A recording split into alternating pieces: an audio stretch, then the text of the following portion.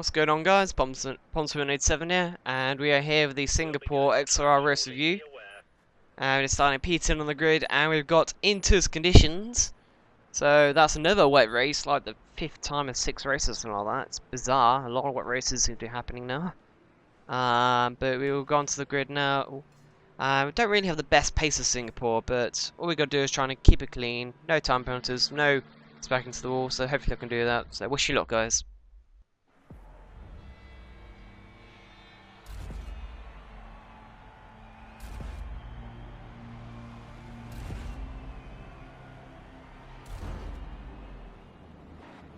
We are sat now on the grid behind Full Throttle 2 and my pet Zonky Bro.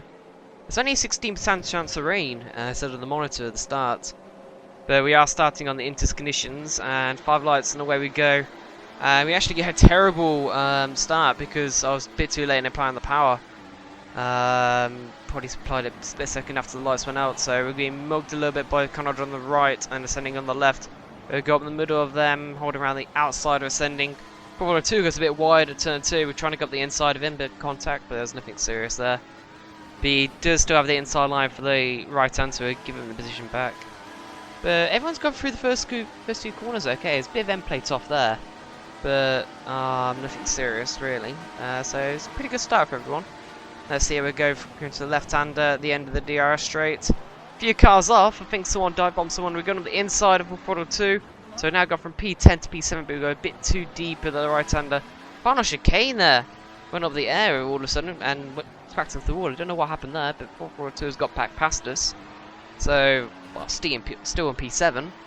I don't know, I've got CI behind who'll probably be looking to overtake us at some point, as he's a very quick driver. Now we're also going to try and get past 442 as well.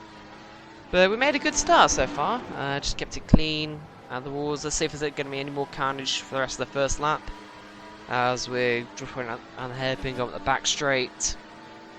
There's also possible another overtaking opportunity come the rest of the race. As we get a bit of wheel spin coming out of that as we went on the curb a bit too much. Just got to try and keep it clean really. Make no mistakes. We did make a small mistake there. We went a bit too deep at the first part of the chicane, so it's going to get switched back on us. We're going to up the inside, coming to this left-hander. And we make slight contact with the wall, but he didn't force us out right there, so it's a good move from him there. Lucky we didn't lose our front wing. Going to halfway through lap 2, behind Full Throttle 2, who gets a poor exit out of the hairpin as he tapped the wall slightly. We might get a run on him there, get a slipstream. We're side better off it really than diving on the inside. Someone on the wall there though. I think that's final chicane, so he must have broken himself and smacked into the wall. That's unfortunate for him, but we're just going to try and keep it clean. Don't want to cause any incidents and jeopardise the race on only the second lap, as I think we did that last race in Italy. Yellow flag though, so I think someone else has crashed. And I think that was front wing of the place where Ricciardo crashed in 2013. Looks like it's a Ferrari has lost his front wing of... Could be Pro Recon? Yeah, Pro Recon. His loss of front wing is going to the pits, make a loop, move to the pits. We had to swerve to avoid him. But that's going to the end of lap 2 now. I've said 154.6 as Frio goes in 2 seconds faster than us, so he's obviously got great pace this race. And going to the end of lap, start of lap 3. 402 slightly touched the wall on the back straight. We're going to try and get up his inside as he goes out quite wide, and we're going to get up his inside. Gets a low wheel spin though, turns into a path. But I don't think that was my fault really, and we're going to keep position ahead of him. They're going further on to lap 3. He gets a better exit out of the hairpin than I do. And there's a massive lag spike, and he just jumps ahead of us. So a lot of teleporting action from 440 there, and thanks Co-Masters for that. Going to start lap 4, 442 again taps the wall at that right-hander. And we got a much better run on him this time. We're going to try and dive it down his inside once again. And we do dive it inside to get the job done. Very nice and clean. And we are into P6 now. Which is P5 now. So that's a great start up to P5. Going lap 4. And we did actually maintain P5 for a large part of this race. Whole of the first stint. And we knocked an end plate off there. So that was the only real highlight for most of the first stint until lap 16, where my tyres are completely dead and Pro Recon has just stormed up to the back of us now. And he's I think he's on slightly fresher tyres, I'm not sure. Oh yeah, he pitted on the end of lap 2, so he's got slightly fresher tyres, as he's going to try and make a move on me now. We really need to pit soon, but I just wanted to wait out and see if the track got dry, but it actually didn't. And he's making a move up this chicane. I slightly turned into his path there as I underestimated the understeer on these ruined tyres, so apologies there, Pro Recon. I won't dispute your corner kitting to get past me, but apologies turning into you. And finally, by the end of lap 17, we decided enough is enough. It's too dangerous on these worn inters. We come into the pits now. We're never said of intermediate tyres. If it stays wet for the rest of the race, it's going to be a one-stop strategy.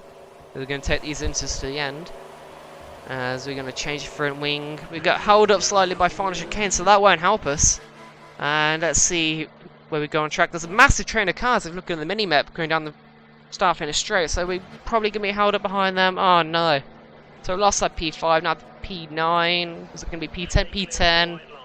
Oh, it's a disaster. We lost so many positions. Probably everyone undercut us, but hopefully, if it does stay dry towards the end of the race, we will have much fresher tyres than them. So hopefully we can use that to our advantage. Coming to lap 20 now. We cut up to the back of the train as we close on 442. But then we got spun on an auto spin curve. That could have ended disastrously for us. Lucky we just managed to keep it out of the wall. We're going to lap 22 now. Someone's being forced out wide of Conrod Straight. I don't know what's happened to him there, but we get us up his inside as we've now got the two battling ahead. But we make slight contact at the back of my press. Zonky Bro almost side pod glitching him somehow, even though we only touched it back. That's a bit weird. As he left room for Conrad there, as he might have been making a move up with the left-hander.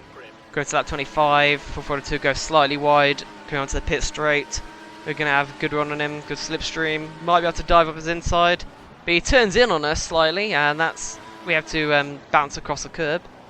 That's a bit unfortunate there. As we're still getting held up by 442 and Zonky Bro ahead as they keep battling a lot. Going to lap 26 now. 442's trying to make a move on Zonky. We're going to go around the outside. We're getting much better traction than 442. And hopefully we can get past him with a tricky left-hander. We make slide contact to go up his inside. I don't know if I forced him into the wall there, made him tap it and lose his Pado's front ring, so I'll pull over on the back straight to let him through, as I thought it was a bit of a dirty move there, and I give him the position back. And we've got to try and make another attempt. And coming to lap 27, that's Neki 16, who's suddenly got a drop of pace, probably got ruined tyres now. As Footballer's made a move on him, we're going to start out braking around the outside as he gets bad traction and falls behind us, as we're now to P7. And with 442 just up the road, hopefully we can get past him. They've only got a few laps left to do it. Now going to lap 29, still behind 442, just can't make my way past, even though we've got much better pace. As he's going to, I think, lap Conrad Stray, who's on the option tyres. That's a bad move by Conrad there. As they get round the outside of him, but we're still behind 442. Now going to lap 30. Will we be able to make a move? He's got bad traction out of that corner. We're going to get up his inside. We're going around to the right chicane, and we get the job done. Finally, up his inside. It's a great move. As Pro Recon also destroys his vehicle, so that's, and he was ahead of us. So that's another position. So now up into P5. Sorry, no, P4, and that's going to be my best. If I finish here, it's going to be my best finish of the XRL League since I started. And we do cross the line for P4. Excellent race. Might have benefited from a few people lagging out and a few crashes, but I still had good pace that race, and yeah, so pleased with my result really. And we're coming to the standings now.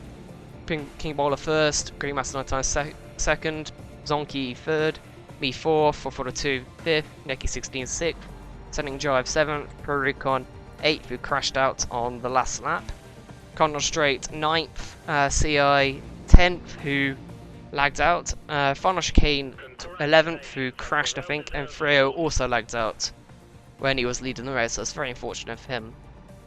But that was a great race, guys, and that will help me a lot in the standings and trying to get out of the drop zone.